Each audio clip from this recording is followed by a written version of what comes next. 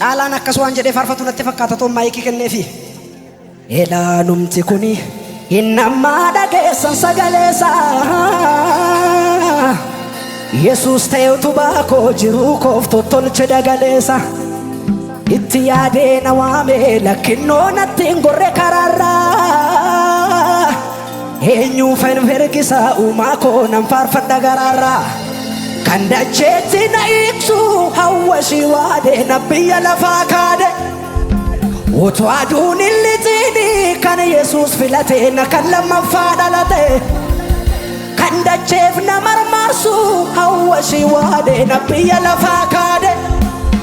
utuu aduun hin lixini kan Yesuus filate na kan lammaffaa dhalate akkamitti akka ni godhe wal gaafachiisa dhimmi koo barana si qabaa tokko qabu